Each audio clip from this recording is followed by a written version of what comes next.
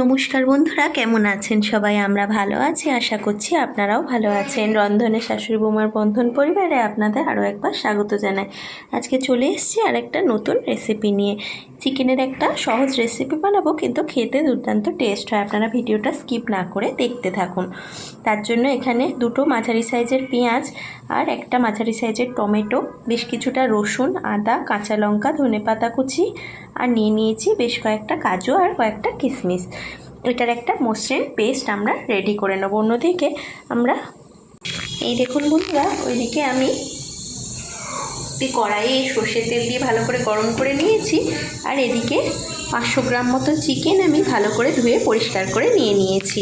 আর এদিকে নিয়ে নিয়েছি একটা শুকনো লঙ্কা, দুটো তেজপাতা, একটু গোটা জিরে আর দারচিনি, এলাচ, লবঙ্গ। এটা আমি দিয়ে দিচ্ছি তেলের মধ্যে। এবার আমি এই তেলের মধ্যে দিয়ে দেবো কিছুটা কেটে রাখা ধুয়ে পরিষ্কার করে আলু।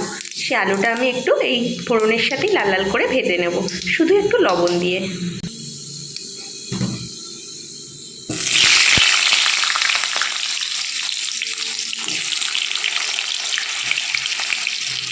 দেখুন আমি দিয়ে দিলাম। আলুটা দিয়ে আমি দিয়ে দিচ্ছি সামান্য একটু লবণ। এবার এটা আমি একটু হালকা লাল করে ভেজে তুলে নেব। আপনারা এই রান্নাটা যদি এইভাবে না করে থাকেন, অবশ্যই একবার ট্রাই করতে পারেন। খুব অল্প তেল মশলা হয়ে যায় রান্নাটা সব জলদি, কিন্তু খেতে একদম অন্যরকম টেস্ট হয়, খুব টেস্টি হয়। দেখুন আমি আলুটা একটু লাল লাল করে ভেজে তুলে দিই, তারপর দেখাচ্ছি। দেখুন বন্ধুরা, আলুটা লাল লাল করে ভাজা হয়ে গেছে। এবার আমি তুলে নেব। এবার ওই একই তেলের মধ্যে আমি একটা মাঝারি সাইজের পেঁয়াজ ছেড়ে দিয়ে দিলাম। এবার সামান্য একটু লবণ আর একটু চিনি দেবো, তরকারির কালারটা ঠিক আসবে আর টেস্টের ব্যালেন্সটা ঠিক আসার জন্য। আপনারা অবশ্যই ভিডিওটা স্কিপ না করে কিন্তু দেখতে থাকুন। দেখুন বন্ধুরা, আমি লবণ আর চিনিটা দিয়ে দিলাম। এবার পেঁয়াজটা লবণ আর চিনির সাথে মিশিয়ে নিয়ে এর মধ্যে ধুয়ে পরিষ্কার করে রাখা চিকেনটা আমি অ্যাড করে দেবো। পেঁয়াজটা কিন্তু বেশি কড়া করে ভাজা যাবে না, এরকম জাস্ট তেলের মধ্যে দিয়ে হাফ বয়েল অবস্থাতেই আমি চিকেনটা এর মধ্যে অ্যাড করব। এদিকে আলুটা ভেজে তুলে রেখেছি। শুধু চিকেনটা আমি অ্যাড করে দিই।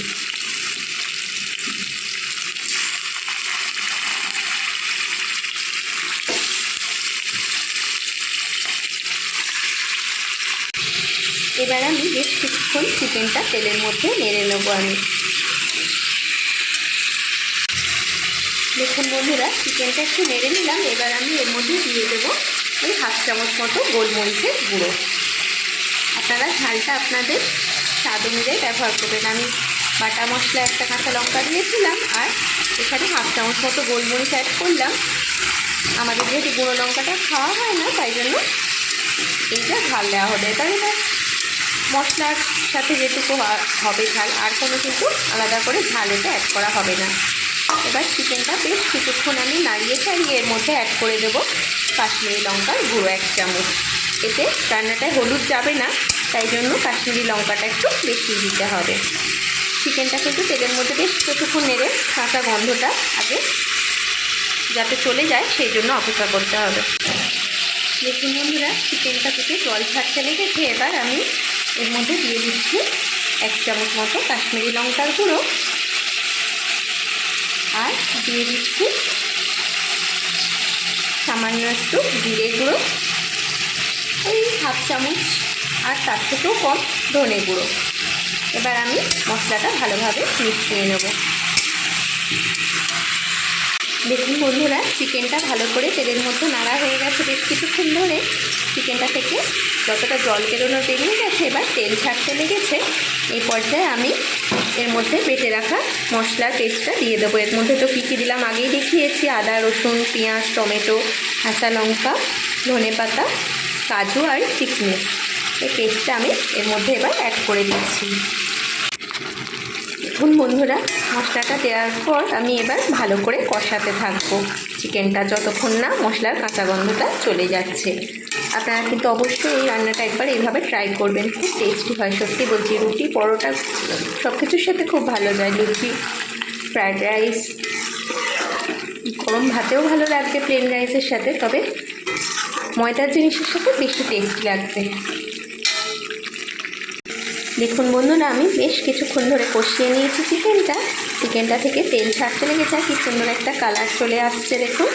এই পর্যায়ে আমি এর মধ্যে অ্যাড করে দেবো ভেজে রাখা আলুটা। আপনারা খেয়াল করবেন চিকেনটা কিন্তু আমি বেশ ছোট ছোট পিস করে নিয়েছি। এই রান্নাটার জন্য একটু ছোট ছোট পিস করেই চিকেনটা নিতে হবে, শুধু একমাত্র লেগ পিসটাই বড় আছে, বাকি চিকেনগুলো দেখুন বেশ ছোট ছোট করে পিস করেছি। এরকম করেই আপনারা করে নেবেন, তাহলে দেখবেন খেতে বেশি ভালো হয়।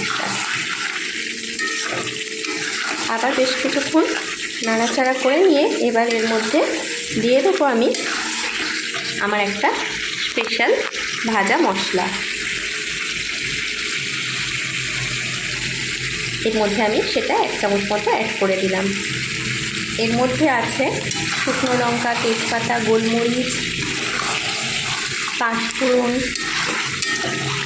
আর বেশ কিছুটা গোটা গরম মশলা, দারচিনি, লবঙ্গ, এলাচ, জয়িত্রী, জায়ফল সব কিছু শুকনো খোলায় ভালো করে নেড়ে নিয়ে, জিরে, ধনে সব কিছু নেড়ে নিয়ে গুঁড়ো করে রেখেছি। এই মশলাটা কিছু কিছু রান্না স্পেশালি দিলে খুব টেস্ট হয়, রান্নার টেস্টটাই পুরো অন্যরকম আসে, একটা আলাদা গন্ধ আর ফ্লেভার হয়। এবার এর মধ্যে অ্যাড করব ভেজে গুঁড়ো করে রাখা 1/2 চামচ মতো। এই জিরেটা আমি ভেজে শুকনো খোলায় তারপরে গুঁড়িয়ে রেখেছি। এই ভাজা জিরের গন্ধটাও কিন্তু একটা আলাদা মাত্রা এনে দেয় রান্নার মধ্যে। দেখুন বন্ধুরা, চিকেনটা ভালো করে কষানো হয়ে গেছে। এই পর্যায়ে আমি এর মধ্যে অ্যাড করে দিচ্ছি বেশ কিছুটা ধনেপাতা কুচি।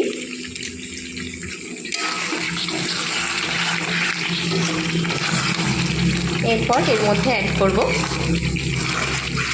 সামান্য একটু ঘি।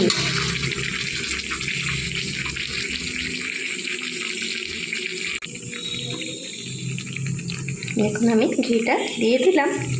এবার হালকা করে নেড়ে নিয়ে এর মধ্যে আমি অ্যাড করব খুব সামান্য গরম জল। রান্নাটা কিন্তু গরম জলেই হবে, আর খুব বেশি ঝোলও হবে না, গ্রেভিটা গামাখা, শুধু চিকেনটা যেটুকু সিদ্ধ হতে বাকি আছে হওয়ার জন্য একটু জল আমরা অ্যাড করব। দেখুন বন্ধুরা, আমি গরম জলটা অ্যাড করে দিলাম পরিমাণ মতো। আপনারা আপনাদের চিকেনের আন্দাজ অনুযায়ী জলটা কিন্তু অ্যাড করবেন। এবার ভালোভাবে মিশিয়ে নিয়ে চারিপাশটা ঠিক করে দিয়ে আমি মিনিট 5 জন্য ঢাকা দিয়ে চিকেনটা হতে দেব। তারপরে দেখাচ্ছি, আপনারা কিন্তু স্কিপ না করে দেখতে থাকুন। দেখুন বন্ধুরা, 5 মিনিট পরে এবার 5 মিনিট পরে খুলে নিয়েছি। এখন একটু সানরাইজের শাহি গরম মশলা উপর থেকে দিয়ে দিচ্ছি, দিয়ে আরও 2 মিনিটের জন্য আমি ঢাকা দেব।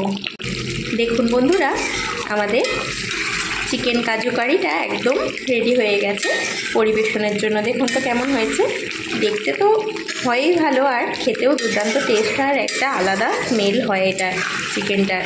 ওই সব রকম মশলা যেগুলো দিলাম সেগুলো আর কি দিয়ে বানালে আপনারা অবশ্যই একবার এইভাবে ট্রাই করতে পারেন যদি ভালো লেগে থাকে রান্নাটা। আর রান্নাটা ট্রাই করে অবশ্যই আমাদের কমেন্ট করে জানাবেন কেমন লাগলো।